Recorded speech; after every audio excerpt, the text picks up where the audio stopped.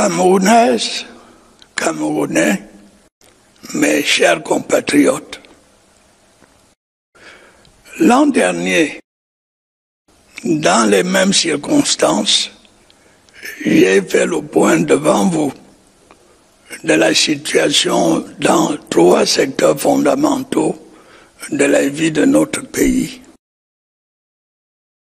Nous avons constaté ensemble que la situation sécuritaire dans nos régions du nord-ouest et du sud-ouest demeurait préoccupante, malgré les appels à déposer les armes adressés aux insurgés. Il convenait donc d'accorder la priorité à la recherche d'une solution. Nous avons pu également observer que notre croissance économique était en progrès, mais qu'il convenait de la conforter pour rester sur la trajectoire de l'émergence.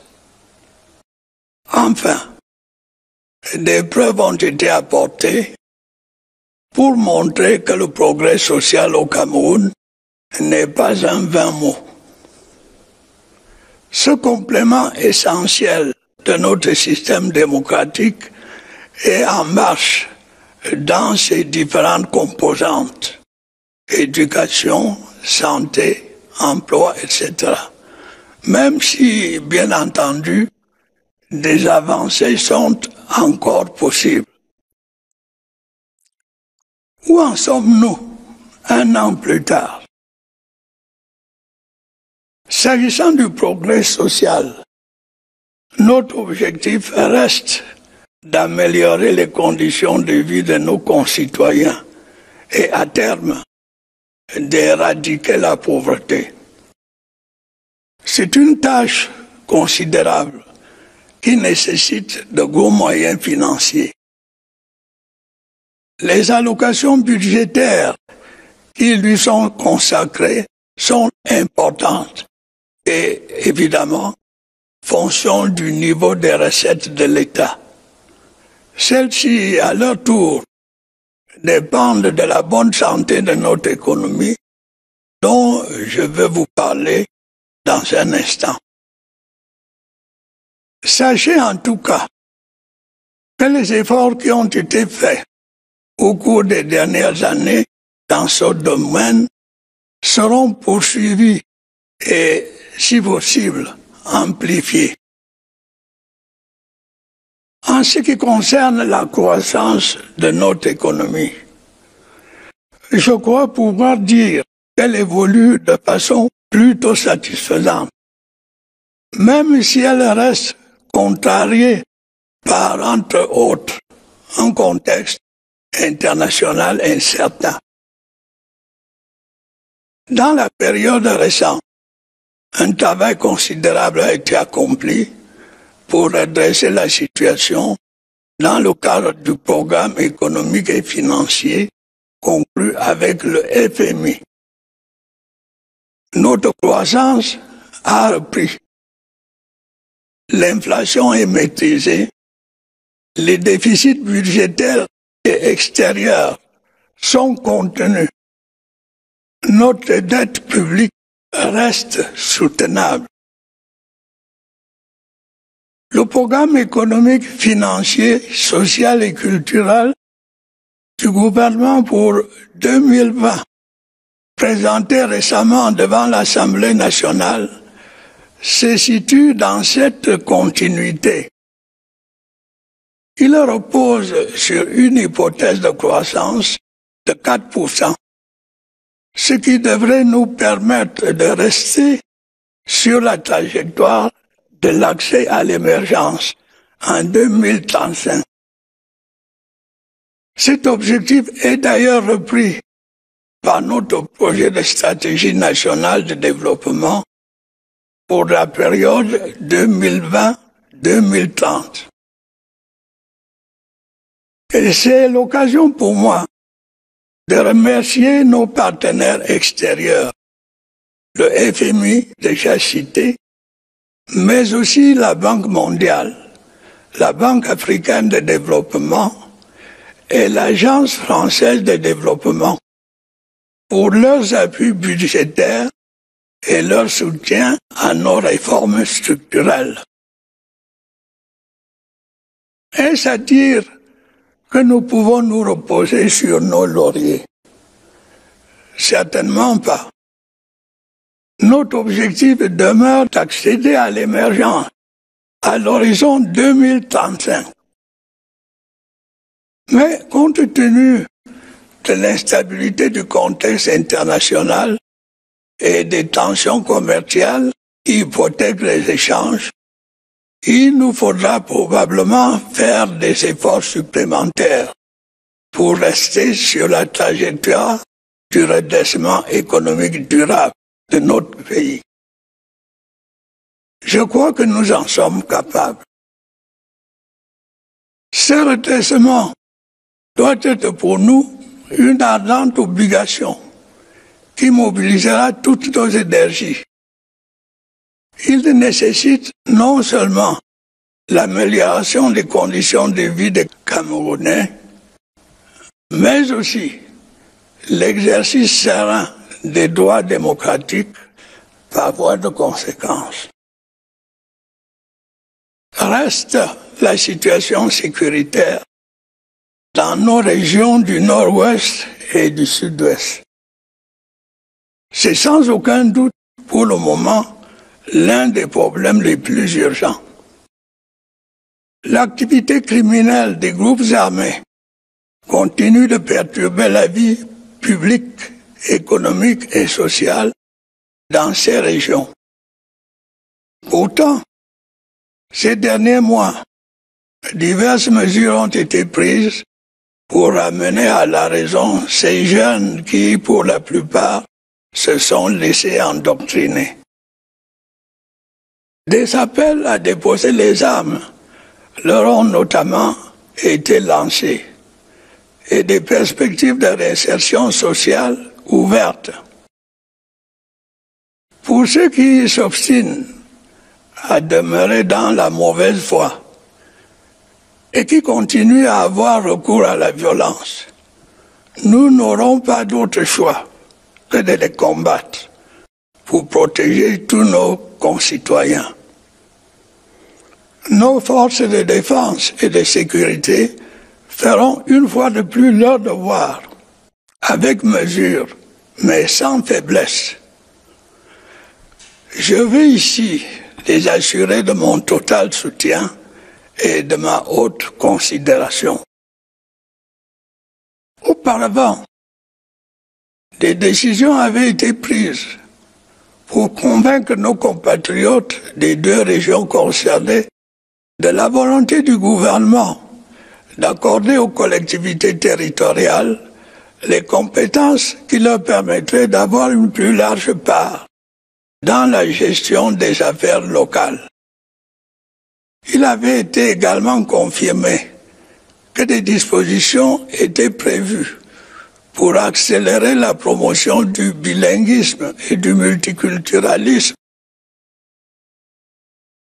On doit également souligner qu'en manifestant de diverses façons sa solidarité avec les populations victimes des exactions et atrocités des bandes armées, la nation, dans son ensemble, a montré qu'elle soutenait la politique du gouvernement. Cependant, conscient de la longueur des délais pour mettre en œuvre les réformes envisagées et soucieux d'abréger les désagréments et les souffrances de nos compatriotes du nord-ouest et du sud-ouest, j'ai décidé d'ouvrir dès la fin septembre, on m'excusera de me citer, d'ouvrir un grand dialogue national qui devrait permettre, dans le cadre de notre Constitution, d'examiner les voies et moyens de répondre aux aspirations profondes des populations du nord-ouest et du sud-ouest, mais aussi de toutes les autres composantes de notre nation. Je m'en suis longuement expliqué le 10 septembre dernier, dans un message à tous nos compatriotes, j'ai eu le sentiment que cette initiative avait été largement approuvée par notre opinion publique ainsi que par diverses organisations internationales, dont l'ONU et plusieurs pays amis. Précédé, comme je l'ai rappelé, par diverses offres de paix adressées aux insurgés et accompagné par la libération de plusieurs centaines de détenus, ce grand dialogue national s'est effectivement tenu du 30 septembre au 4 octobre 2019. Il a réuni un large éventail de représentants de la société camerounaise. Je voudrais aujourd'hui remercier tous ceux qui ont bien voulu y participer et féliciter ceux qui l'ont organisé, au premier rang desquels le Premier ministre, chef du gouvernement. Il m'a semblé que les participants ont vécu un grand moment de communion qui leur a permis d'exprimer leur attachement à la paix et à l'unité nationale. J'ai pu apprécier le fait que les Camerounais, dans leur ensemble, ont salué un bon nombre de propositions issues du grand dialogue national. Ainsi, dès le 10 décembre 2019, un projet de loi concernant la promotion du bilinguisme et du multiculturalisme a été adopté par l'Assemblée nationale et le Sénat. Il prévoit que l'usage de l'anglais et du français doit s'appliquer de façon égale à l'ensemble de nos institutions publiques. Le respect de cette loi, j'en suis sûr, renforcera le caractère bilingue de notre pays. Par ailleurs, le 15 décembre 2019, dans le cadre d'une session extraordinaire de l'Assemblée nationale et du Sénat, un projet de loi portant Code général des collectivités territoriales décentralisées a été soumis à l'examen de nos deux chambres parlementaires. Nos députés et nos sénateurs ont ainsi adopté une loi qui comporte des avancées décisives pour notre processus de décentralisation, notamment en ce qui concerne le statut des élus locaux, le fonctionnement des assemblées locales et l'attribution de ressources financières nouvelles et substantielles aux régions. S'agissant particulièrement du Nord-Ouest et du Sud-Ouest, le statut spécial dont ces régions bénéficient prend en compte leurs spécificités du sous-système éducatif anglophone, de la common law et de la chefferie traditionnelle. Mes chers compatriotes, comme vous pouvez le constater, c'est un Cameroun nouveau qui prend ainsi forme. Un Cameroun adapté au temps présent. Un Cameroun qui regarde vers l'avenir. Pour en arriver là, nous avons connu bien des épreuves. Comme par le passé ensemble, nous les avons toutes surmontées. En ce septennat de grandes opportunités pour le Cameroun, le grand dialogue national nous a ouvert la voie pour avancer résolument sur le chemin de la paix, de l'unité nationale et du progrès. Valeurs qui ont toujours fait la grandeur de notre pays. Camerounaises, Camerounais, mes chers compatriotes, avant de conclure, je voudrais vous dire quelques mots au sujet de notre système démocratique. Lorsque les conditions ont été réunies et que nous avons ensemble jeté les bases de la démocratie dans notre pays. Et je n'ignorais pas que le chemin serait semé d'obstacles. Ce fut effectivement le cas. Mais nous avons réalisé des progrès remarquables. Malheureusement, une minorité au Cameroun comme dans la diaspora paraît avoir oublié les règles qui gouvernent la vie démocratique. Est-il nécessaire de rappeler qu'une démocratie a pour seul arbitre le peuple souverain? Lorsque celui-ci s'est prononcé à travers des élections libres et transparentes et que les résultats sont proclamés après l'examen d'éventuels recours, ces résultats doivent être respectés et acceptés par tous. Ce ne sont ni les réseaux sociaux, ni tel ou tel organe de presse qui peuvent changer les résultats d'une élection. Encore moins les manifestations illégales, les violences et les attaques personnelles ou haineuses.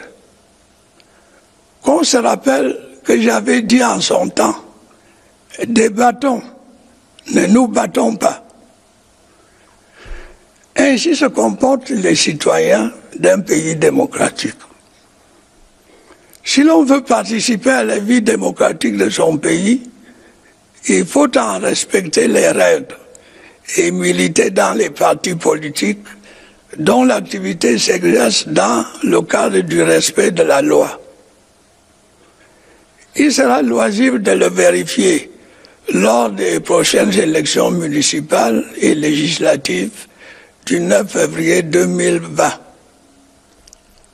Des dispositions sécuritaires ont été prises pour que sur toute l'étendue du territoire, tous nos concitoyens puissent exercer leur droit de vote.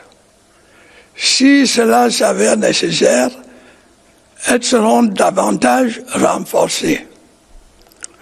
J'exhorte donc tous les Camerounais inscrits sur les listes électorales à aller voter, en ayant conscience qu'ils éliront des femmes et des hommes qui traduiront dans les faits les réformes voulues par le peuple camerounais, notamment l'accélération de la mise en œuvre de la décentralisation. S'agissant du comportement excessif de certains de nos compatriotes de la diaspora, qu'ils soient ou qu'ils ne soient plus camerounais, je pense qu'ils devraient, par patriotisme, s'abstenir de propos négatifs à l'égard de leur pays d'origine. On doit toujours respecter sa patrie, ses institutions et ceux qui les incarnent.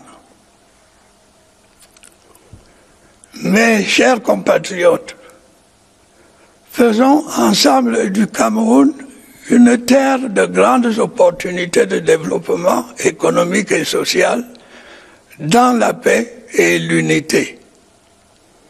Bonne et heureuse année 2020 à toutes et à tous. Vive la République, vive le Cameroun.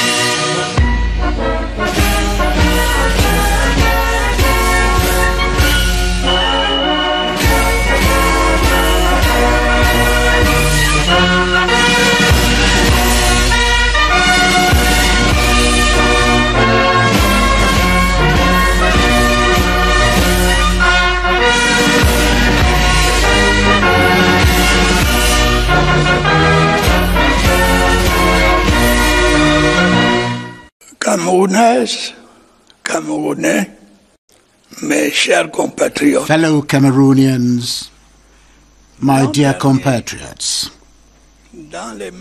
last year, under the same circumstances, I reviewed before you the situation in 3 key areas of the life of our country. Together, we noted that the security situation in our northwest and southwest regions was still a cause for concern despite calls for insurgents to lay down their arms. Accordingly, finding a solution had to be given priority. We also observed that our economic growth was improving, but needed to be strengthened to stay on the path of emergence. Lastly, it was demonstrated that social progress in Cameroon is not mere rhetoric. This major complement to our democratic system is making great strides in its various components, namely education, health, employment, etc., although obviously there is still room for improvement. How have we fared 1 year on?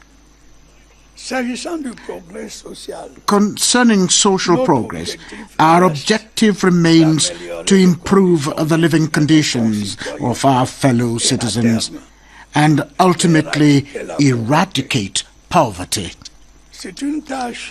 This is a huge task requiring significant financial resources. The budgetary allocations devoted to it are substantial and, of course, depend on the level of government revenue that is also contingent upon the soundness of our economy, which I will be addressing in a moment. In any case, note that the efforts made over the last few years in this domain will be continued and, if possible, stepped up.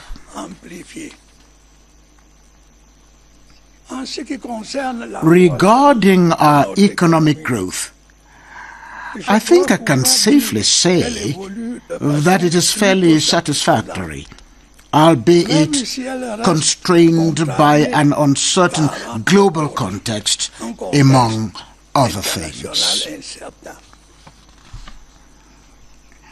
Much effort has been made recently to improve the situation under the economic and financial program concluded with the IMF.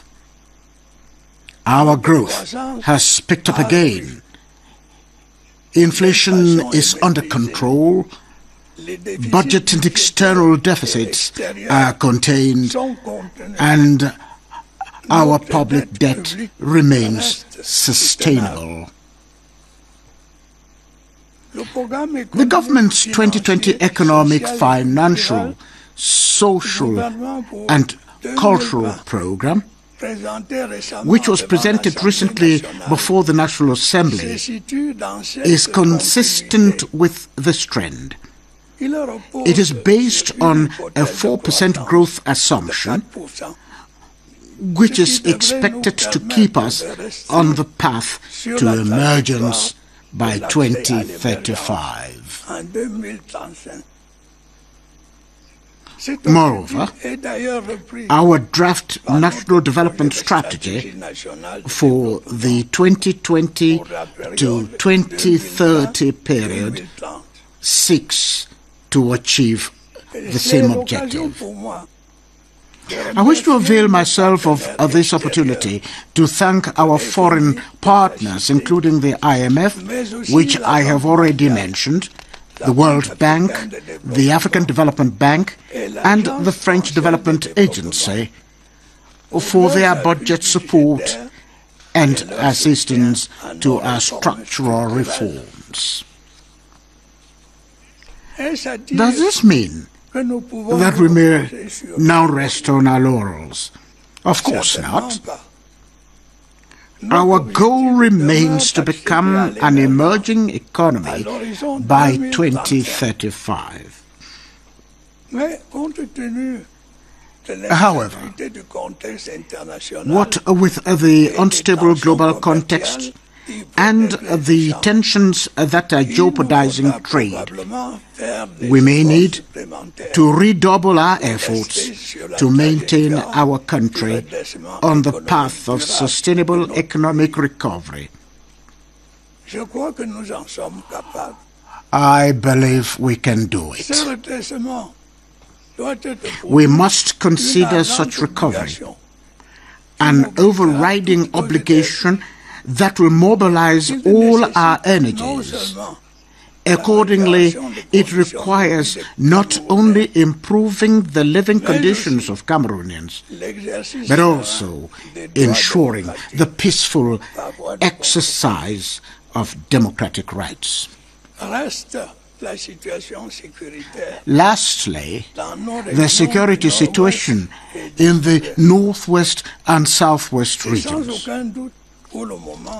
Without a doubt, this is one of the most urgent problems at the moment.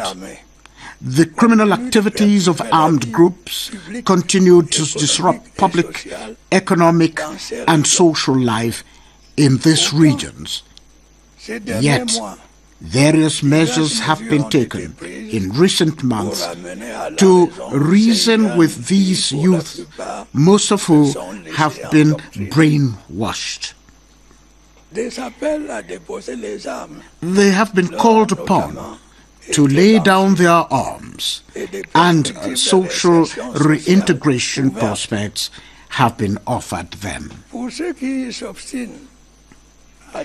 For those who persist in going down the wrong road and continue to use violence, we will have no other choice than to combat them in order to protect all our fellow citizens. Our defense and security forces will once again perform their duty with restraint but without weakness. I wish to reassure them of my full support and high esteem. Earlier on, decisions have been taken to convince our compatriots in the two regions concerned of government's willingness to devolve to local authorities the powers that would enable them to play a greater role in managing local affairs. It had also been confirmed that provisions were to be made to fast-track the promotion of bilingualism and multiculturalism. Furthermore, it is worth noting that the nation at large showed support for government's policy by expressing in various ways solidarity with the populations who suffered the abuses and atrocities of armed groups.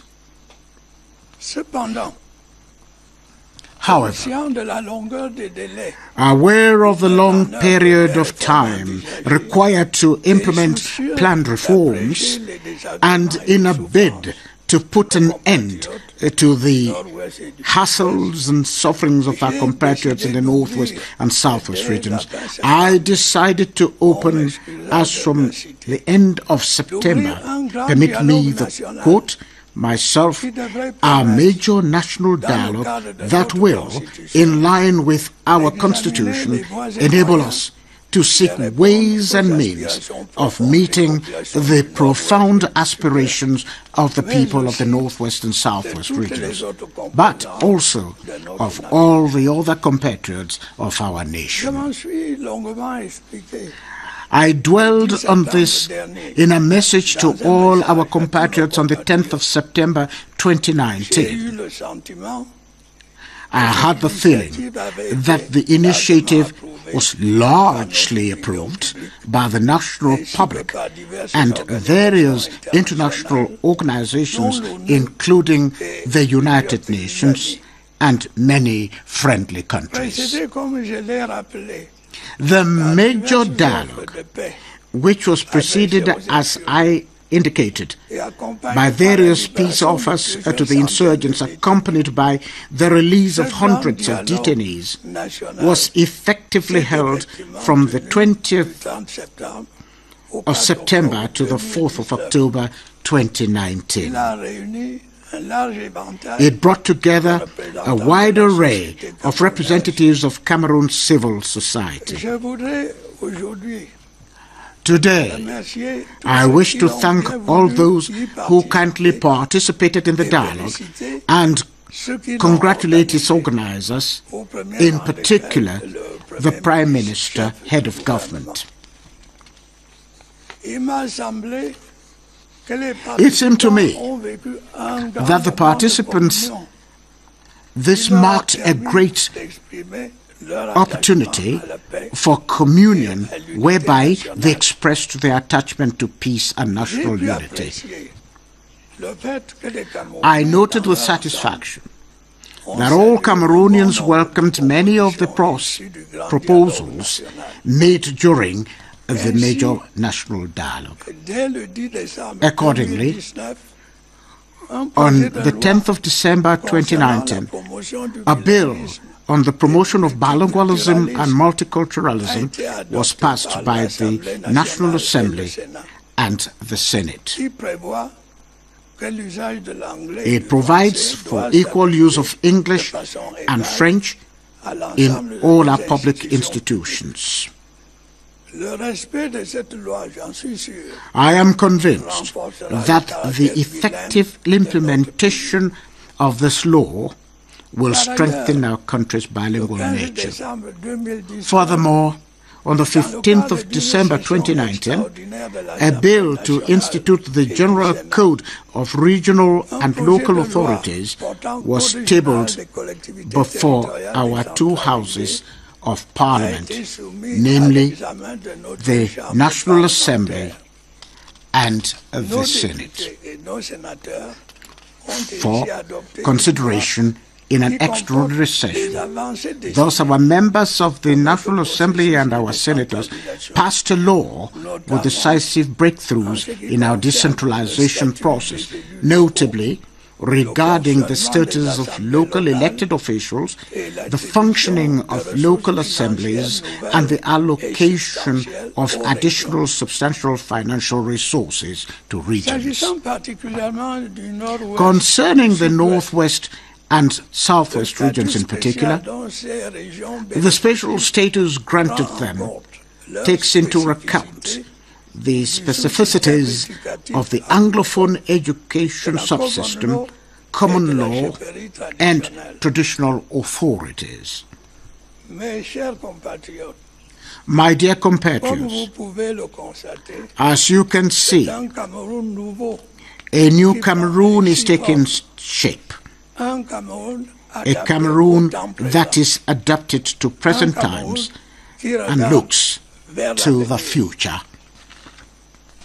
To get to where we are, we encountered many hurdles, and as in the past, together we shall overcome all of them. In this 7-year term of great opportunities for Cameroon, the major national dialogue has paved the way for our country to resolutely embark on the path of peace, national unity, and progress, which are values that always made our country great. Fellow Cameroonians, my dear compatriots, before concluding, I would like to say a few words about our democratic system.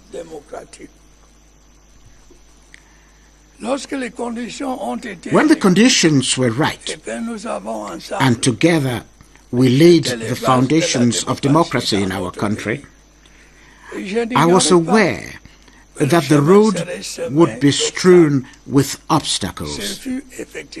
This actually happened, but we have been able to make remarkable progress. Unfortunately, a minority in Cameroon and abroad seem to have forgotten the rules that govern life in a democracy. Needless to recall that the sole arbiter in a democracy is the sovereign people. When the sovereign people make a choice through free and fair elections, and the results are proclaimed after review of petitions, such results must be recognized and accepted by all. Neither the social media nor news outlets can change the outcome of an election. Talk less of illegal protests, violence, and personal or hate-filled attacks. Remember, I once said, let's talk, let's not fight. Such is the behavior of the citizens of a democratic country. Participation in the democratic life of one's country requires compliance with its rules and joining political parties which carry out their activities within the confines of the law. This will be tested during the upcoming February 9th, 2020 municipal and legislative elections.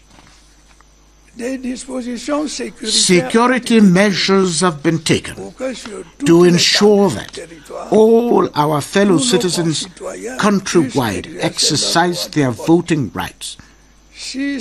Where necessary, such measures will be ramped up.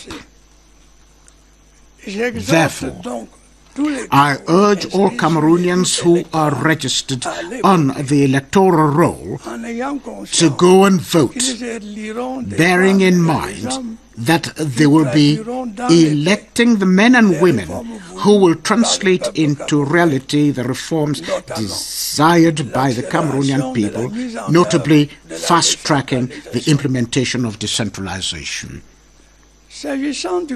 Regarding the excesses of some of our compatriots of the diaspora, whether or not they still have Cameroonian nationality, I believe they should, out of patriotism, refrain from using negative language against their country of origin.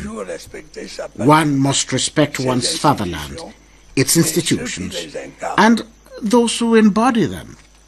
My dear compatriots, together let us make Cameroon a land of great opportunities for economic and social development in peace and unity.